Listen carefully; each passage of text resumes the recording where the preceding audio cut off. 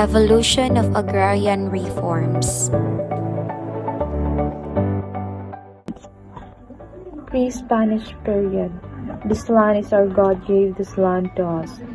Before the Spaniards came to the Philippines, Filipinos lived in villages or barangays ruled by chiefs or datos. The datos comprised the nobility. Then came the maharikas, which the freemen, that followed by the aliping mamamahay or serfs and aliping sagigilid or slaves.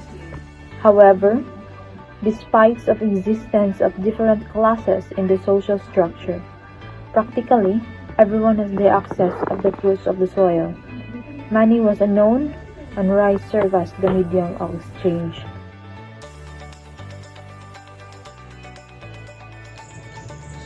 During the Spanish period in the Philippines, the saying "United we stand, divided we fall" reflects the consequences of the encomienda system introduced by the Spaniards. Initially designed for mutual benefit, wherein commanders were tasked with defending their granted lands, maintaining peace, and supporting missionaries, it eventually devolved into a system of exploitation. First Philippine Republic.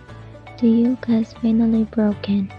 The First Philippine Republic was established in 1899. General Emilio Aguinaldo declared in the Malolos Constitution his intention to confiscate large estates, especially the so-called friar lands. However, as the Republic was short-lived, Aguinaldo's plan was never implemented. American period. Long live America! Significant legislation enacted during the American period. Philippine Bill of 1902 set the ceilings on the hectareage of private individuals and corporations may acquire 16 has for private individuals and 1024 has for corporations.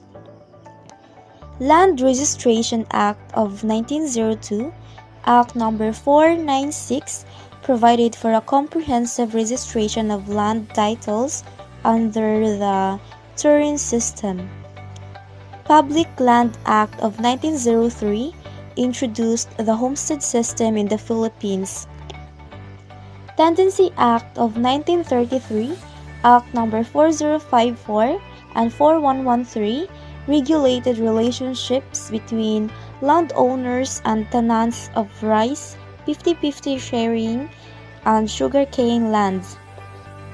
The Turin system, which the Americans instituted for the registration of lands, did not solve the problem completely. Either they were not aware of the law, or if they did, they could not pay the service cost and other fees required in applying for a Turin's title. The Commonwealth period. So, government for the Filipinos. So, President Manuel L. Quezon espoused the social justice program to arrest the increasing social unrest in Central Luzon. So, significant legislation enacted during Commonwealth period. So, the president during Commonwealth period was the late President Manuel L. Quezon. So, the first is the 1935 Constitution. So, the promotion of social justice to ensure the well-being and economic security of all people should be the concern of the state. So the second one is the Commonwealth Act No. 178 and Amendment to Rice Tenancy Act No.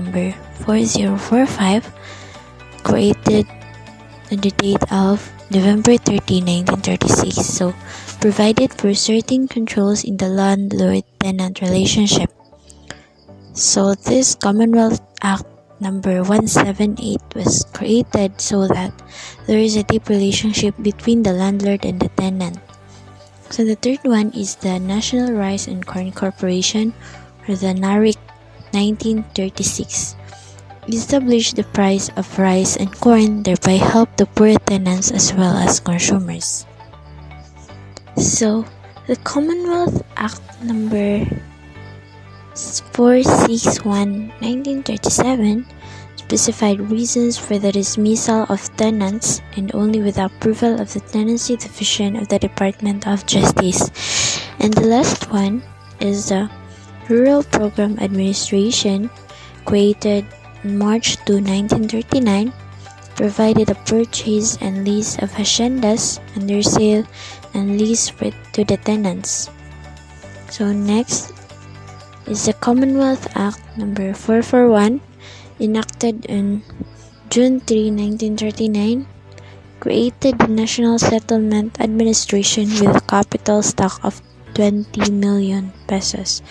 So the Commonwealth period was created to ensure the Filipinos their security and to deepen the relationship between the landlord and the tenant, and to help the poor tenants as well as the consumers so that the price that they're gonna pay is not so big. Japanese occupation, the era of hukbalahap or hukbo ng bayan laban sa Hapon. The Second World War II started in Europe in 1939 and in the Pacific in 1941. Hukbalahap or hukbo ng bayan laban sa Hapon controlled whole areas of Central Zone. Landlords who supported the Japanese lost their lands to peasants, while those who supported the Hawks earned fixed rentals in favor of the tenants.